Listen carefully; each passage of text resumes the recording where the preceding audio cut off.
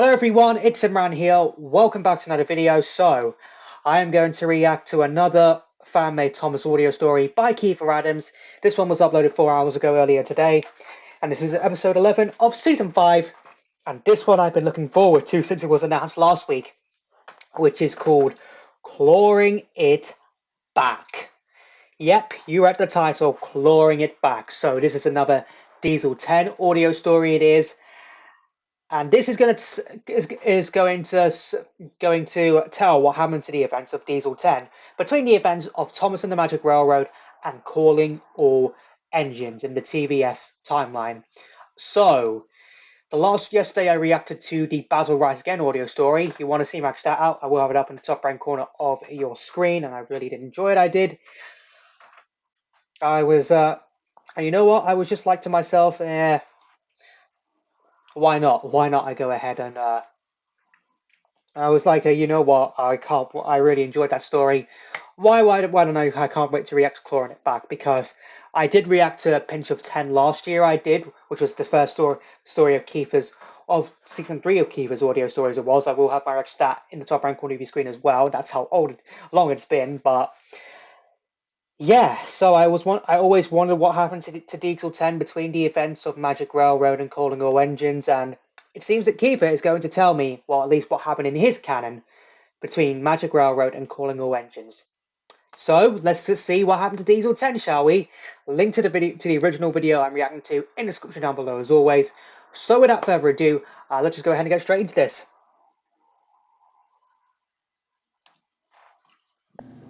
Clawing It Back, written and told by Kiefer Adams.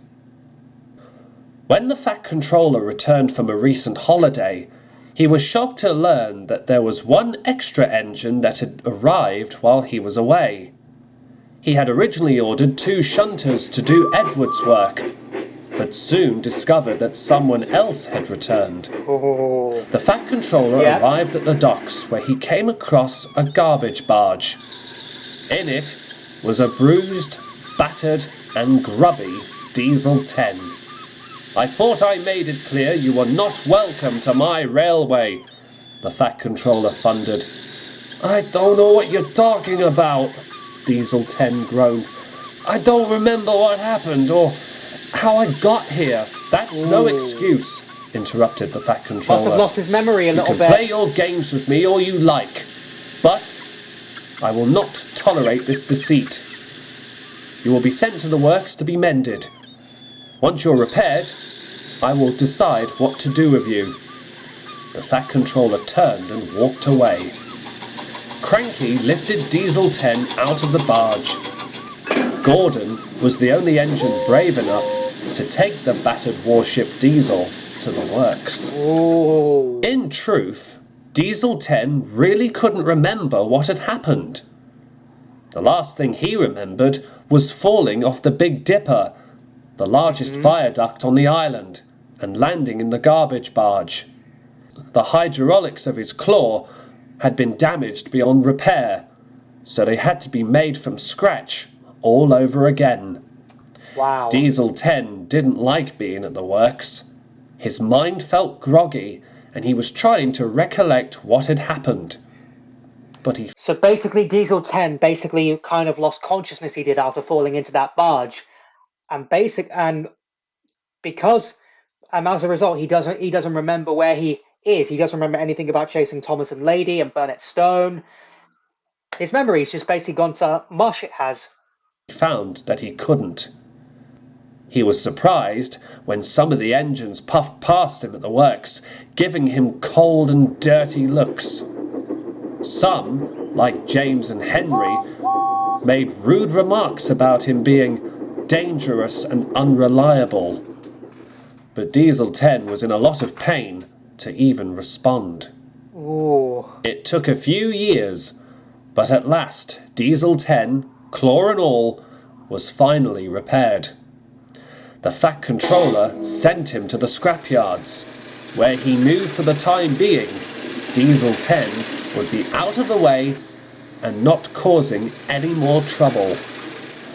When Diesel 10 arrived at the scrapyard, a sly grin spread across his face. Now this is something I do remember, he chuckled. He wasted no time in loading trucks filled with scrap iron. The Ironworks brothers, Harry and Bert, were impressed by Diesel 10's presence. They were afraid of him at first, but when they saw how powerful he was with his claw, they gained newfound respect for him. Diesel 10 didn't actually mind working in the scrapyard. He had also remembered his hatred for the steam engines, and to be honest, he was glad to be away from them.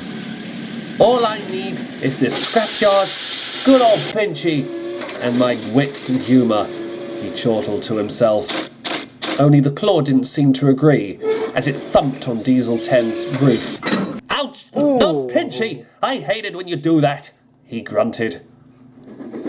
Before long, summer came to the island of Sodor, and the Fat Controller announced that a new airport was going to be constructed to bring more holidaymakers to the island. The work had been delayed due to a recent storm and Thomas's recent trickery. But the construction of the airport and the recent rebuild of Tidmouth sheds were the least of Thomas and Percy's worries. I saw Diesel 10 at the docks today, said Percy, collecting empty trucks for the scrapyard. I'm worried he's going to cause trouble again. He looks like he's remembered a few things. That's what I'm afraid of, said Thomas. I passed him yesterday. Ever since we saw him at the smelters, it was just like seeing him all over again the first time. Yep. I never want to experience that again. Besides, added Percy, what can he do that's useful? Your guess is as good as mine, sighed Thomas. And the two engines bustled about with supplies for the airport. Before long, with a little persuasion from Thomas that the steam engines and the diesels needed to work together, the airport was finally finished. Yep. But unfortunately, Thomas had had an accident, which resulted in some trucks being pushed into a water tower at the airport and causing a crack in the runway. The workmen opted for George the steamroller and Harvey the crane engine to come and clear the line and fix the runway. Thomas knew that Harvey was on the other side of the island, but he did have one idea of who could help. By this point, Diesel 10 was allowed out of the scrapyard, but he didn't like the job he was given. Due to the recent storm, Diesel 10 had to clear away branches of fallen trees at the bottom of Gordon's Hill. This work is beneath me, he grumbled. Why couldn't I be back at the smelters? I was feeling more comfortable there. As Diesel 10 loaded the truck beside him, he heard a voice. Thomas. Excuse me? Diesel 10 turned and saw Thomas. Oh, I remember he growled that. Loudly. I remember that. But when Thomas was quick to explain the situation and point out that Diesel 10 would be the most useful engine of all, Diesel 10 reluctantly agreed to help. Many of the engines were shocked when Thomas brought Diesel 10 to the airport to clear the mess and for Thomas to collect George afterwards. Wow. Emily, Percy, Mavis, Diesel, Harry and Bert were inspired to help out.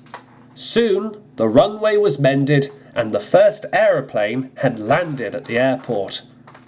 Engines of both diesel and steam cheered to the echo at the job well done. Well done, everyone. Diesel well done. was most impressed.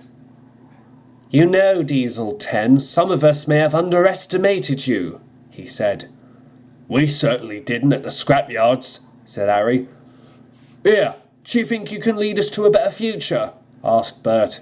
As much as I don't want to admit it, said Mavis, you are the strongest diesel we have on Sodor. We can look up to you, Diesel 10, said Diesel. Complete redemption right there. Complete redemption. Right. I'll take the offer, said Diesel 10. Ever since the completion of the airport, there really wasn't much to see of Diesel 10. Some engines say you can still see him at the scrapyards, loading trucks and pretending to be as menacing as he once was. But some of the engines have looked right through this and know that he's really a useful engine just like them. Wow, that's it. Wow, that was very quick right there. So really, really, really, really loved that audio story right there. I mean, we saw a complete redemption of Diesel 10 right there. What happened? So he had to spend what, 5 years, 5 years stuck at the repair yards because of how badly damaged he was, and then afterwards he was sent to the scrap yard. So wow, that must have been a really long time, and he must have really been in a lot of pain. It always makes me feel sorry for Diesel 10. Cannot believe I'm saying that, but I still remember that scene in Calling All Engines where Thomas had the wheels to ask Diesel 10 for help. I mean, that took a lot of encouragement to ask Diesel 10 um, to help. It did, and many engines were able to see him differently. They were after what happened, but I know a lot of people in the fandom do not like Calling All Engines because of how boring it is. I'm going to be honest with you. I actually grew up with Calling All Engines. I remember getting the DVD when it released back in 2005 for Christmas, and how I would watch it non-stop. Obviously, my big issue with Calling All Engines is obviously the learning segments. I would prefer to have the 3 deleted scenes and the extended versions of the songs, as well as the Dream song, put in place of the learning segments. But I don't think Calling All Engines is bad. I honestly I felt like it had great potential. I really liked the Steamies versus Diesels idea, even though it was reused a little bit, being put to its forefront right there. I really liked the fight scene in the film, as well. That was actually probably the best scene. Also liked the dreams, and I also kind of liked the stakes. The stakes were kind of like really high.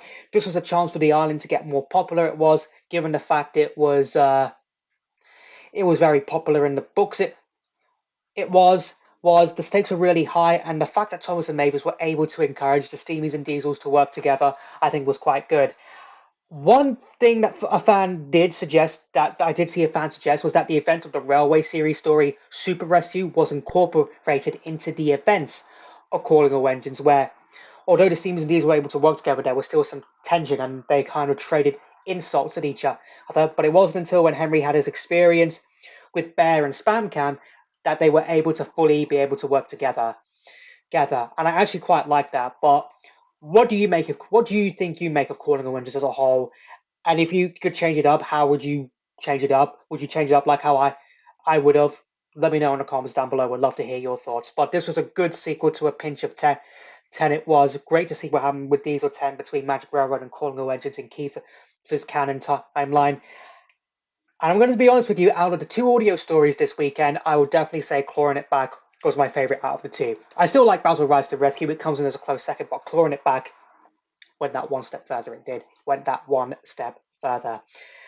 So yeah, good. 2 great audio stories this weekend. Can't wait for next week. I can't wait for next weekend. We're going to have a story centered around George, and one that's going to be centered that will celebrate the 40th anniversary of the television series. Because I'm pretty sure you're all aware, this year marks 40 years since the Thomas and Time Friends TV series aired back in 1984.